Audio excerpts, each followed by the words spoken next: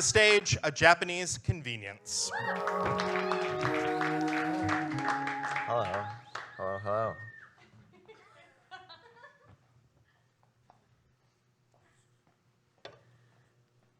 Hi.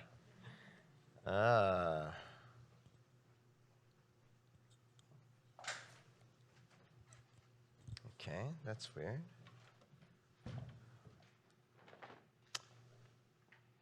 Ransomware. I need to look into the camera and introduce myself. Okay, sure. Okay. Hello, my name is Kento. I'm a Japanese American comedian and actor. I was born in California, raised in California and Okinawa, Japan.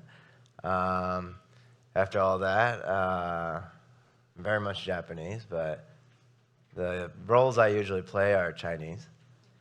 Yeah. Now say that in Japanese. Excuse me? Say all of that in Japanese. Okay, sure. 皆さん、こんにちは。ケントです。日系アメリカ人です。そしてコメディアン、そして役者をやっております。カリフォルニアで生まれて、カリフォルニアと沖縄っていうところで生まれ育ちました。でも初めて決まった映画っていうのは中国人のキャラクターを演じることになってしまいましたと。Well done. I sent you some money. What? Wait, who are you? I'm the voice in your head. I'm that thought that you have sometimes, that the most valuable part of who you are is that you're Japanese. That's ridiculous. Tell me, what was your first job out of college? My first job out of college was I was a translator. I translated Japanese video games into English. Yeah, it was like a dating app where you get to date a bunch of sexy anime guys, and my job was to make sure they were sexy in America. Yeah. Was that the first job you applied to? No, it was the 68th job. Yeah. And what did you study in college? I studied math. Yeah. Then why didn't you get a data analytics job? Something that uses math. Well, none of them returned my calls. So. It sounds like the world appreciated you more for being Japanese, more than anything else. No, not the world. Just that job. Oh, really? Yeah. What about your second job? I wrote jokes for the Google Assistant. Yeah. And in what language? Japanese. I don't know. I'm sensitive. Look, I'm not just Japanese. You know, I became a designer. I even said no to gigs that involved Japanese so I could build a portfolio that wasn't reliant on my Japanese ability. I left Google. I rejoined later without a single mention of my Japanese abilities in the interviews, you know. And Cool. Then what happened? and after a year, they put me on a Japanese team. Yeah. How did that feel? It was awkward, you know, like one day out of the blue, I just kind of like get a call from the director. There's a meeting on like my schedule. It says it's really, really urgent. And he tells me in a meeting, hey, you're the best at this. You're Japanese. You speak Japanese. You should be on this team. And I just felt this pressure to say yes. Yeah. So. See? Your value is being Japanese. Just admit it. You're so annoying. What's that in Japanese? Za! You're so annoying in Japanese, yeah. Uza? Okay, that's cool. I sent you more money. It's all good. Okay. You know it's true, right? You being Japanese is the most valuable thing No. But that's why I like comedy, and that's why I like performing. You know, like, yeah, like I when I'm on stage, I could be anything. I could write jokes about anything. It doesn't matter that I'm Japanese. I could do whatever I want. You know, and yeah. So that's what you've been doing this whole time. What do you mean? Like, aren't you a voice in my head? You should know that I've been writing jokes and doing comedy. Like, I mean, that's okay. I'm sorry. I'm the voice in your head that only pays attention to things that make you money. Okay, I'm sorry. Okay, so how's it going, this comedy thing? It's getting better. I produce a show here at Caveat called Duty Free Live. That's pretty fun. Explain. It's a game show where we take international game shows and we localize the rules for an American audience, and then we invite improv comedians over to play the games. Hannah, who's going to be later in the show, was part of the Korean game. It was really fun. That sounds fun. It is. I don't know. How many shows have you done? About 15, yeah. And what countries' shows have you done? Canada, Mexico, the UK, Australia, Thailand, South Korea. I already mentioned that. South Africa. And Japan? And Japan, yes. I've done Japan. Which country sold the most tickets? Japan. Yeah. Interesting. No, that doesn't mean anything, though. I mean, sure.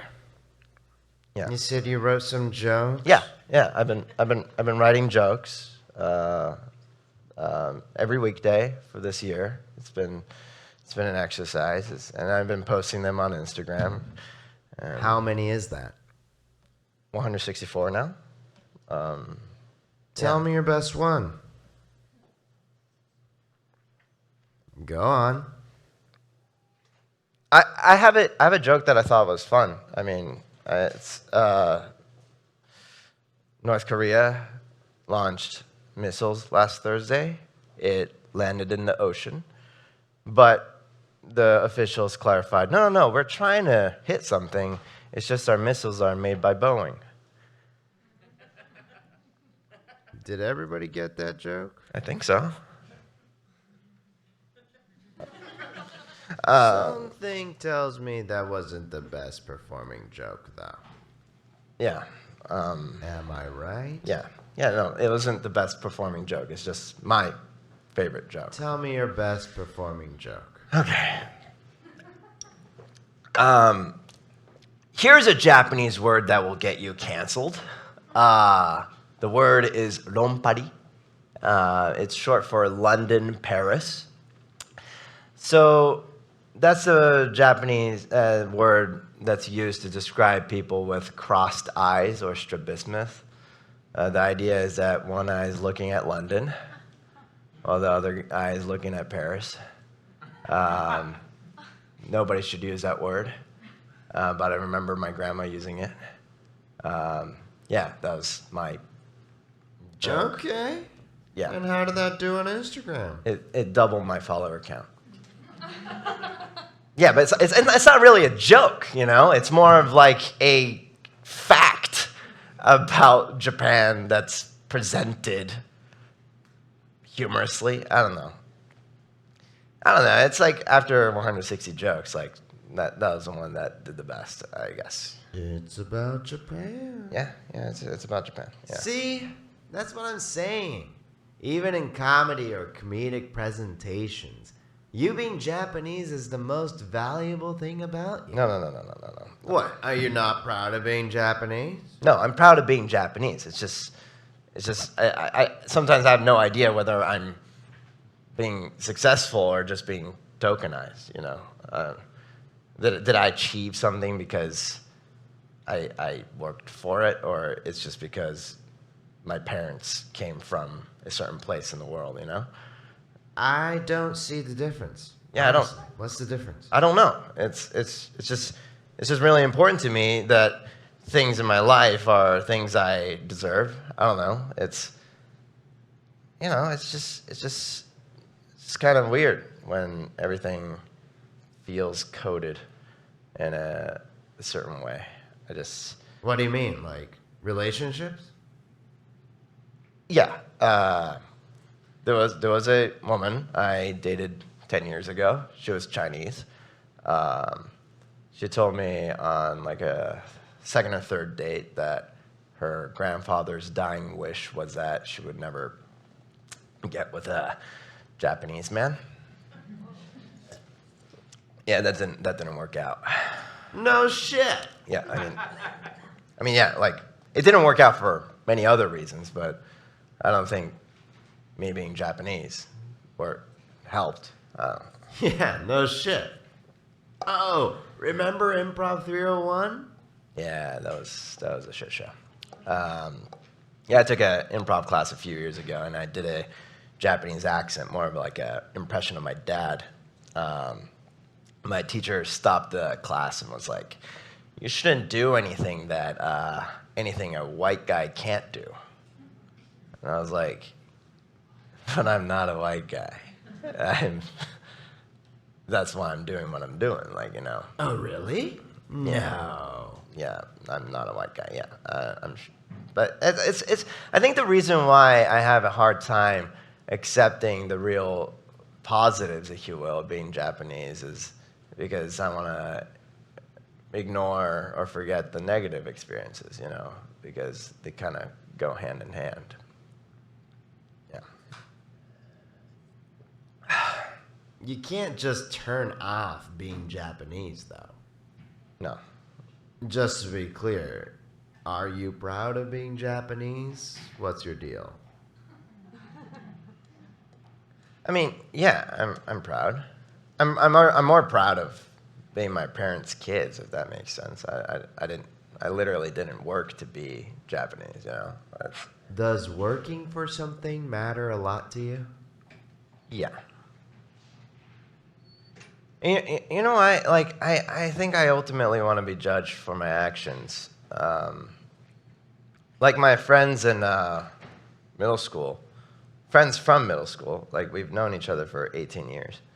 I was a new kid in town, and I think I saw one of them like talk about Naruto, and I was like, I'm Japanese. I could translate stuff, and like that was like the initial impetus of us being friends, you know. And I didn't even really like anime at the time, but I got really into it with them, you know, and I did a lot of like translating of like the newest chapter, and they were like super stoked about that, and I really liked that. And we're still friends. Like we still keep in touch, but you know, it was the initial inspiration was me being kind of useful, but it kind of still messes with me. Like we've grown and we've had various interests, and last May they were like, "Hey, I think we're gonna plan a Japan trip." And I was like, "Holy shit, that's awesome!" And they were like, "You want to come with?" And I was like, "Yeah, that's awesome." But there was something that was like kind of bothering me a little bit. And 6 months later, I went through like a breakup in between those 6 months, and I was just like, you know what? I really want to try acid. And so I trust these guys with my life, and I get really, really nervous about drugs.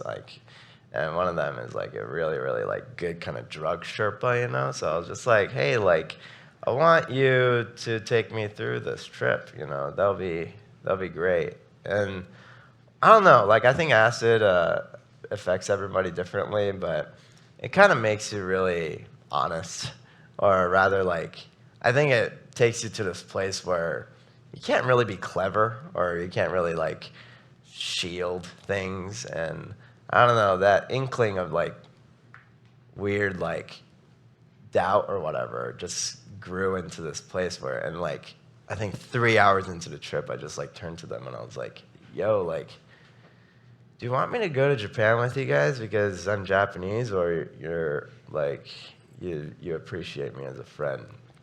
And it's just a fucking crazy question. It's been 18 years knowing these people.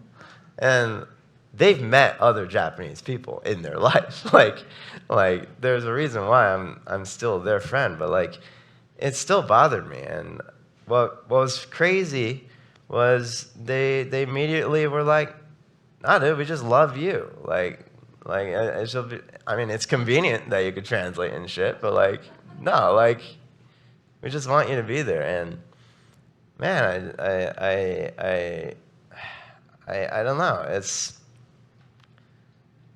sometimes like, and that was a big relief, because I think sometimes like, and I think about this about models and like elite athletes and stuff. Like they're known for being beautiful or like being good at a particular thing, and then I'm just like, but there's like a whole facet of them that we just don't know, and like, but they get appreciated for like such a small sliver of their identity. And I wonder, like, you know, whether people like you for the whole of you, or they just want pieces of you that's convenient.